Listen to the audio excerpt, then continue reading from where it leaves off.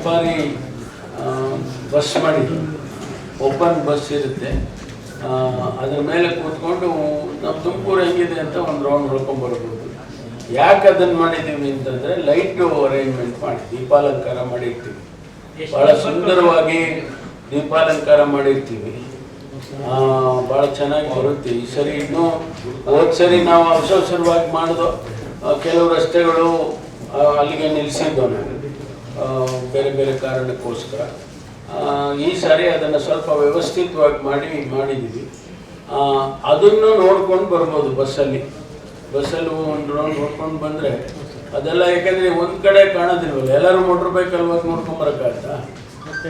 ಅದು ಒಂಥರ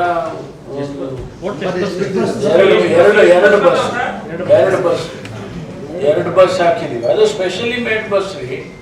ಅದು ಏನು KSRTC ಬಸ್ ತಗೊಂಡು ನೋಡ್ಸೋದಲ್ಲ.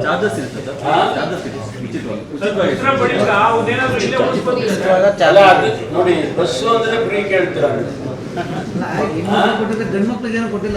ಇಲ್ಲ ಈಗ ಫ್ರೀ ಮಾಡಿದೀವಿ, ಗಂಡು ಮಕ್ಳಿಗೂ ಫ್ರೀ, ಹೆಣ್ಮಕ್ಳಿಗೂ ಫ್ರೀ. ಈ ದಸರಾ ಒಳಗೆ ಅಂದ್ರೆ ತುಮಕೂರು ಒಳಗಡೆ ಓಡಾಡಕ್ ಮಾತ್ರ, ನೀವು ಬೆಂಗಳೂರು ತನಕ ಕೇಳಿದ್ರೆ ಆಗೋದಿಲ್ಲ. ಆಯ್ತಾ? ಎರಡು ಬಸ್ ಇರುತ್ತೆ, ಫ್ರೀ ಇರುತ್ತೆ, ಗಂಡಸರಿಗೂ ಫ್ರೀ ಇರುತ್ತೆ. ಎಲ್ಲ ಹೇಳ್ತೀವಿ ಬರ್ರಿ.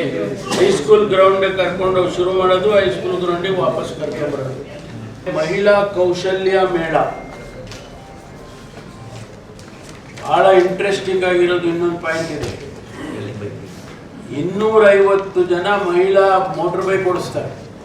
ಮಹಿಳೆಯರು 250 ಜನಕ್ಕೂ ಹೆಚ್ಚು ಮಹಿಳೆಯರು ಮೋಟರ್ ಬೈಕ್ ಓಡಿಸ್ತಾರೆ ಸಿಟಿ ಒಳಗಡೆ. ಒಂದು ರೌಂಡಿಂಗ್ ಬರ್ತಾರೆ. ಯಾಕೆಂದರೆ ಮಹಿಳೆಯರು ನಾವು ಹೆಂಗೆ ಶಕ್ತಿಯುತವಾಗಿದ್ದೀವಿ ಅಂತ. ಎಲ್ಲ ಬುಲೆಟ್ ಅಲ್ಲ, ಯಾವುದೋ ಗೊತ್ತಿಲ್ಲಪ್ಪ ನನಗೆ, ಎಲ್ಲಿಂದ ನಾನು ಬುಲೆಟ್ ತರಲಿಕ್ಕೆ. ಅಲ್ಲ, ಅವ್ನ ಪರ್ಸನಾಲಿಟಿ ಬುಲೆಟ್ ಕೇಳೋದು.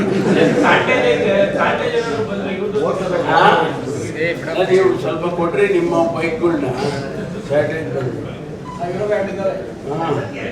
ಸೊ ಅದು ಒಂದು ಆಕರ್ಷಣೆ.